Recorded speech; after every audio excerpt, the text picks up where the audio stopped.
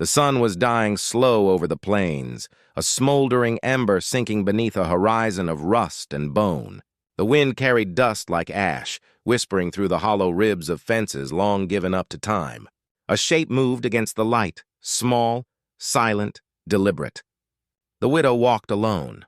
Her dress was the color of the road, frayed at the hem, clinging to her frame in the dry wind.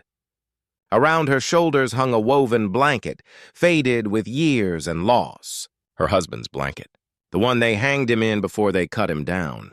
She had washed it clean, though the stains never truly left. In the dying light, she crossed what was left of her land, a sliver of scrub and sand where nothing but thorns dared to grow. The cabin crouched ahead, weathered and lonesome, its roof patched with tin, its door hanging crooked. Smoke curled weakly from a stone chimney, just enough to keep her alive through another night. The town lay 2 miles east, close enough for whispers, too far for kindness. No one came to her door. No one spoke her name. When she walked into Rattler's Hollow for flour or lamp oil, faces turned away as if the air itself soured around her. The preacher's wife crossed herself.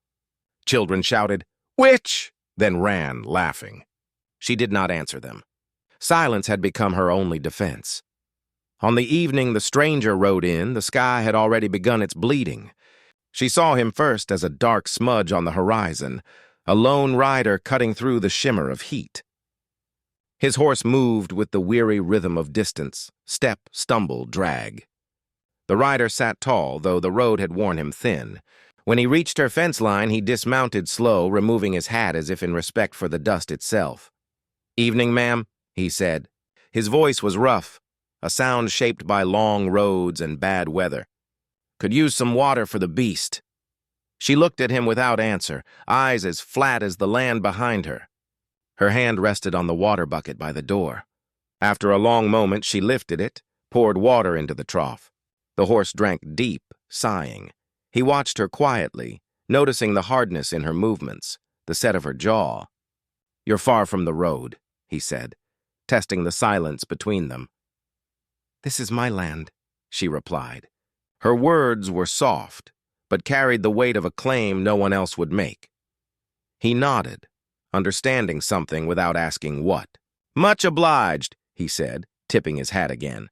As he turned to leave, the horse shifted wrong, stumbled, and went down to one knee. The animal's breath came ragged, hooves trembling in the dust.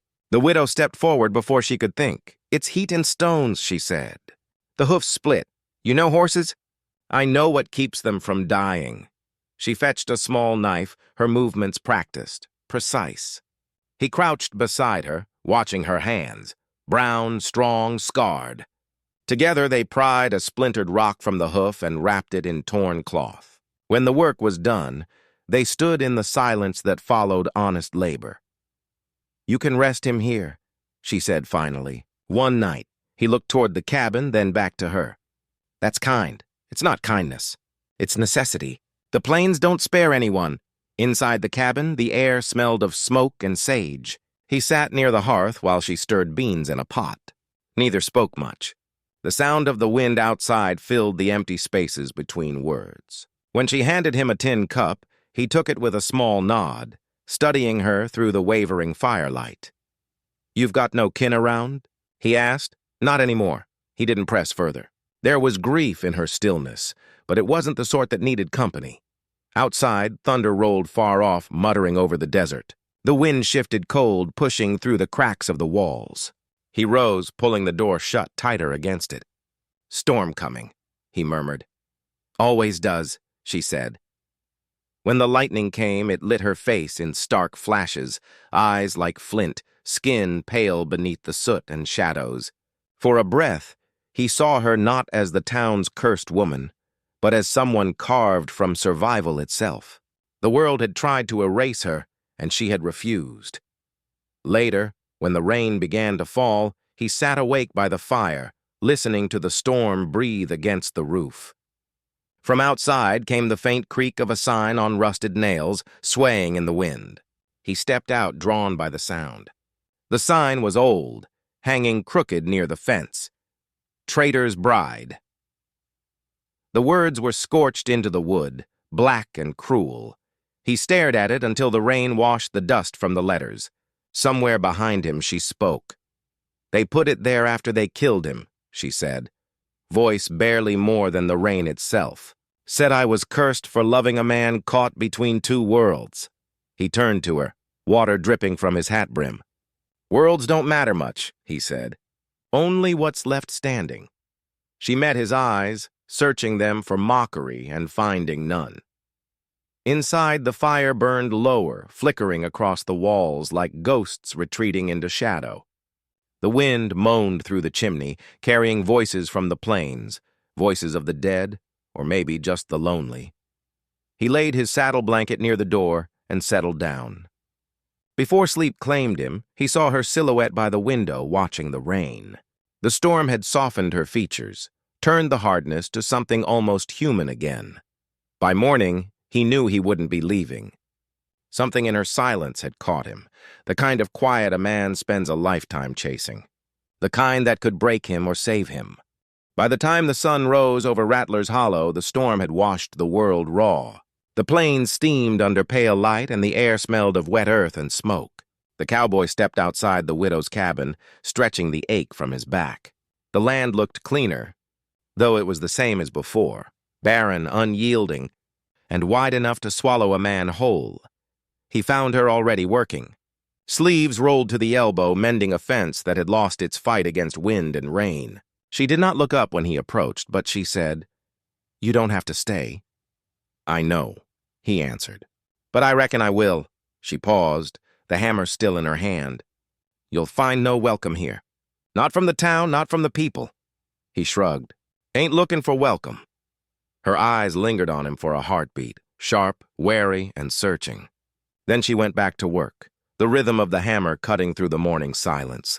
They shared the days quietly. He helped her mend what the years and the storms had broken, fences, roof shingles, the broken hinges on the barn door. There was comfort in the work, in the sound of wood meeting nail, in the dry wind that spoke of nothing but itself. At night they ate by the fire, her face half in shadow, his hands rough from labor and memory. The first sign of trouble came 3 days later. The cowboy rode into town to buy salt and tobacco. When he tied his horse outside the saloon, conversation inside stopped like a gun misfired. Every pair of eyes turned to him. A man at the bar, broad-shouldered with a beard like rust, spoke without turning around. "You're the one staying out by the squaw widow's place, ain't you?" The cowboy didn't answer. He just set his coins on the counter and asked for his goods. The bartender slid them over slow. "Best ride on while you can, stranger. Ain't good for your health to keep her company." The cowboy pocketed the tobacco and said evenly, "My health's my own concern." The laughter that followed was dry and mean. One of the men stepped forward, close enough that the stink of whiskey carried between them. "She's cursed," he said. "Her man betrayed his own blood. Now she carries that sin like a brand. You best not touch it." The cowboy turned his gaze on the man, steady, calm, but heavy with warning. "You got something that needs saying. Say it clear." The man hesitated, then spat at his boots. The cowboy didn't move, didn't even blink. Only the flicker of his hand near the holster spoke of what would happen if another word fell wrong. Silence settled like dust. He took his things and left. When he returned to the cabin, she was waiting by the fence. "They'll come for me again," she said quietly. "They always do when they think someone's forgotten why they hate me." He dismounted and leaned on the rail beside her. "Why do they?" She stared at the horizon where the hills met the bleeding sky. "My husband fought for the army as a scout. Saved settlers from raids, burned his own kin's villages. When the war turned and both sides wanted someone to blame, they took him. The cavalry hanged him as a traitor, and the Apache cast his spirit out. They left me with nothing, just his ghost in their disgust." Her voice didn't shake. It was the kind of truth that had been told too many times to carry tears anymore. The cowboy nodded slowly. "World's full of folk who need someone to bury their guilt in. And what about you?" she asked. "What are you hiding from?" He looked at her, eyes narrowing just slightly. "Ain't hiding, just trying to live quiet." "That's what the dead say," she murmured. He almost smiled. Almost. The days that followed were heavy with waiting. The air itself felt thick with threat. He saw riders in the distance sometimes, men from town watching from the ridge, hands resting on rifle stocks. The widow pretended not to notice, but her eyes hardened each time the horizon shimmered with movement. Then, one afternoon, they came. 5 riders, dust trailing behind them like smoke. The sheriff led them, hat low, jaw tight. He reined in near the fence and called out, "We got reports of missing cattle. Tracks lead right through here." The widow stood by her door, her face unreadable. "There's no cattle here," she said. "Nothing but dust and work." The sheriff's gaze flicked to the cowboy, then back to her. "Maybe you sold them off. Maybe you've been trading with your husband's kin again." She didn't move, didn't blink. The cowboy stepped forward, his voice calm but cutting. "You've got no proof, Sheriff." The man's lip curled. "You'd best mind your tongue, drifter. This is town business." The cowboy's hand rested near his belt. "Then you best do your business elsewhere." Tension coiled in the air like a snake about to strike. For a long moment, no one breathed. Then the sheriff spat into the dust and pulled his reins. "You'll regret standing with her," he said. "Mark it." They rode off, leaving a trail of heat and threat behind them. When the sound of hooves finally faded, the widow exhaled for the first time. "You shouldn't have done that." Didn't see another choice. "They'll come back. I know." That night, as the sky burned down to coal and the coyotes began their morning song, he sat on the porch cleaning his revolver. She watched from the doorway, her face ghosted by the firelight. "Storm's coming," he said. Her voice was quiet, but it carried through the dark. It never left. The wind shifted again, carrying the smell of rain and gun oil. Somewhere far off, thunder grumbled like a warning too late to be heeded. And though neither said it aloud, both knew what the next sunrise would bring. Trouble, blood, and a reckoning long overdue. Night fell heavy and close, pressing against the cabin walls like a held breath. The air carried the scent of rain and ash, a warning from the sky itself. The cowboy sat near the fire, oiling his revolver with quiet precision. Each click of the cylinder echoed through the room like a clock ticking down to something inevitable. The widow moved about the space in silence, her hands steady as she folded a torn blanket and set it near the hearth. The small gestures of living, feeding the fire, pouring water, mending cloth, felt sacred now, as if she were trying to keep the world from unraveling one thread at a time. "They'll come tonight," she said at last. He didn't look up. "You certain?" "They've been watching the ridge since morning. Men like that don't wait long once their pride's been bruised." He gave a faint nod. "Then we'll be ready." The firelight made his face sharp, carved with quiet resolve. There was no bravado in him, only a weary kind of courage, the kind that comes when a man has already made peace with dying. She studied him for a moment, then sat across from him, the shadows of the flames dancing between them. "Why do you stay?" she asked softly. "You owe me nothing, not even your name." He glanced up, eyes catching the light. "Names don't mean much out here. What I owe, maybe that's something else. To who?" He hesitated, then looked into the fire as if the answer lived there. "Once I rode with men who burned a village near the border. They said it was justice for a raid. I called it orders." Same thing, I told myself. But the smoke didn't listen. Her gaze didn't waver. "You think standing here will make it right?" "No," he said, "but maybe it'll make something less wrong." The room went still except for the crackle of the flames and the slow beat of the storm beginning to gather outside. The thunder came low, rolling across the plains like distant cannon fire. The wind rose and pressed against the window panes, carrying with it a promise of violence. She reached for the rifle propped against the wall and checked the chamber. "If they come, they won't leave breathing," she said. He looked at her then, really looked, and saw that the quiet grief that had lived in her face since he met her had turned to steel. Whatever fear she'd once carried had burned away, leaving only the will to survive. They waited. The hours dragged, filled with the rhythm of rain on the roof and the restless shuffle of the horse outside. Then, near midnight, came the sound of hooves, slow at first, then many, cutting through the storm. The cowboy stood, his hand already on the revolver. The widow doused the lamp, plunging the cabin into darkness save for the embers of the fire.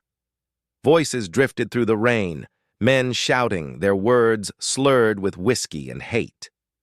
The light of torches glowed faintly through the cracks in the door. "Come out, witch!" someone yelled. "We got justice to serve!" The widow's jaw tightened. She whispered, "They'll burn the barn first." She was right. A moment later, orange light bloomed across the fields, the flames eating dry timber with greedy tongues. The horses screamed. The cowboy opened the door a fraction, rain slicing in. 5 men, maybe 6. Guns drawn, faces half lit by firelight, twisted by drink and fear. He stepped outside, calm as if walking into a saloon. The wind whipped his coat around his legs. He shouted over the rain, "You ride home now, and I'll forget this ever happened." The laughter that answered was jagged. One of the men raised his rifle. The shot tore the night apart. The cowboy's own gun answered before the echo faded. A man dropped in the mud. Another stumbled back, clutching his shoulder. The rest scattered for cover, the storm swallowing their curses. Inside, the widow pressed herself against the wall, knife in hand. A shadow moved past the window, then another. The door burst open and a man staggered in, shotgun first. She didn't scream. She lunged. The knife flashed once, twice. Blood and rain spilled together onto the dirt floor. The man collapsed without a sound. The cowboy came back through the smoke and rain, bleeding from the arm. His eyes met hers, fierce and wordless. Another gunshot cracked from outside, shattering the window. He ducked, fired twice, then silence fell, heavy and absolute. When it was over, only the hiss of rain remained. They stood in the wreckage of the night, faces lit by the dying fire. The barn was gone, reduced to smoldering ash. The smell of gunpowder clung to the air like a curse. He leaned against the door frame, breath shallow. "You hurt?" he asked. She shook her head, though her hands trembled. "You?" Not enough to matter. The storm softened then, retreating into the distance like a beast losing interest. She looked at him. This stranger who had bled for her, who had chosen to stand when every other soul had turned away. "Why?" she asked again, quieter now. He met her eyes. "Because someone should have long before me." Outside, the rain began to ease. The first hint of dawn crept over the plains, a bruised kind of light, fragile and gray. Smoke coiled upward, thin and uncertain, as if unsure whether to rise or vanish. They watched it in silence, the two of them framed against the wreckage of what had been taken from her. The world felt emptier than before, yet alive in some fierce, stubborn way. He smiled faintly, the corner of his mouth twitching beneath the exhaustion. "Guess we both made it through." She looked at the horizon where the clouds were thinning into pale silver. "For now," she said. "But the world doesn't forget so easy." He holstered his gun, eyes fixed on that fragile line of light. "Then let it come again." The words hung between them not as defiance but as a vow. The kind that carried both promise and doom. The kind that could only end one way. Dawn came slow and gray, dragging itself over the wreckage like an old ghost reluctant to rise. The rain had stopped, leaving the earth heavy with mud and the scent of smoke. The cowboy stood in the yard, boots sunk deep, eyes fixed on what remained of the barn, black ribs of wood jutting toward the sky. He'd buried 2 of the dead in shallow graves before sunrise, saying nothing, only pausing once to wipe the blood from his sleeve. The widow watched from the porch, her face unreadable beneath the brim of his spare hat. The silence between them had changed. It was no longer the silence of strangers, but of people who had shared a fire, a fight, and the space between survival and ruin. "They won't let this rest," she said finally. Her voice was hoarse from smoke and sleeplessness. "You killed the sheriff's men?" He nodded once. "Then the sheriff'll come next. He'll bring more. I expect so." The air trembled with the weight of inevitability. He holstered his gun and walked toward her, mud clinging to his boots like guilt. "You could ride," he said. "There's places west where no one cares who you were." Her eyes narrowed. "And leave you to finish what they started?" "I've been left before," he said simply. She stepped closer, her face half in shadow. So have I. They stood there, close enough for the morning chill to breathe between them, the wind lifting the scent of burned cedar and gunpowder. Neither spoke again. Words were too small for what waited on the horizon. By midday, dust rose from the east, a long, low smear that meant horses. The sheriff was coming, and not alone. The widow watched from the window while the cowboy checked his rifle, his movements methodical, almost reverent. Every cartridge slid into place with a click that sounded like prayer. "How many?" she asked. "Too many. Then we don't run?" He looked at her, and for the first time there was something close to a smile on his face. Faint, cracked, but real. "We don't run!" The sun burned through the haze, turning the sky into white fire. The posse appeared like ghosts riding out of light. 7 men, their shapes wavering through the heat. The sheriff led them, pale hat bright against the horizon. They fanned out in a line as they drew near, rifles catching the sun like teeth. The cowboy walked out to meet them, stopping by the charred fence. The wind stirred the ash around his boots, curling it into small, shifting storms. He stood straight, hands at his sides, calm as stone. The sheriff reined in a few yards away, his voice hard and cold. "You got a lot of nerve, stranger. Killing my men, harboring that woman, your men came to murder her," the cowboy said. "I just corrected the mistake." The sheriff's eyes narrowed. "You think you can stand against the law?" He glanced toward the widow's cabin. "Ain't seen much law worth obeying."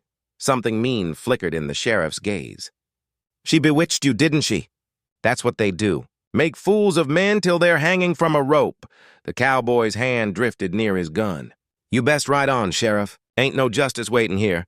The sheriff drew his pistol. "Then there's just the dirt." The first shot cracked like thunder, and the world broke open. The sheriff's horse screamed, bolting sideways. Men shouted.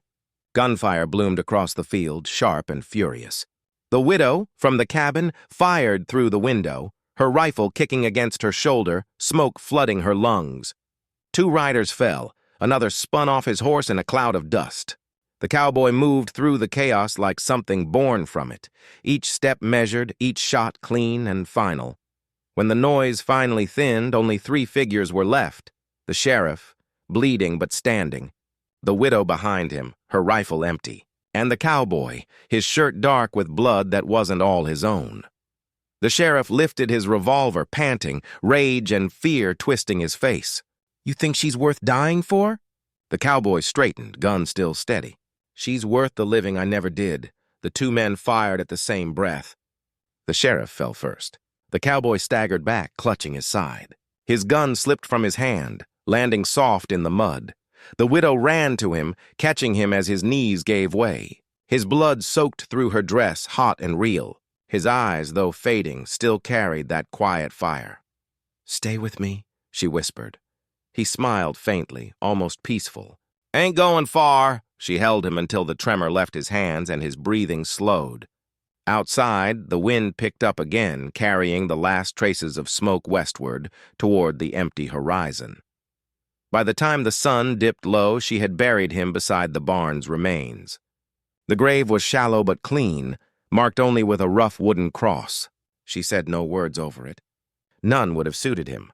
Instead, she sat there until the stars began to show, listening to the night settle back into itself. In the days that followed, she rebuilt what she could. The townsfolk didn't come again. Fear has its own memory, and the plains carried whispers farther than men could ride. Travelers who passed through spoke of a woman alone on the edge of nowhere, her land marked by burnt posts and silence. They said she rode out each dusk, her horse pale as dust, her eyes sharp as dawn. Some swore a shadow rode beside her, a man's shape blurred by sunlight, keeping pace but never catching up. Others said it was just the wind stirring the tall grass, carrying a name no one remembered anymore. When the sky burned gold and red at the edge of evening, she would pause on the ridge. The world stretched wide before her. The wind pressed against her face, warm and endless. For a long moment she'd close her eyes, listening to it whisper through the grass, soft and low, like a voice she almost recognized. Then she'd turn west and ride. leaving the horizon to swallow her whole.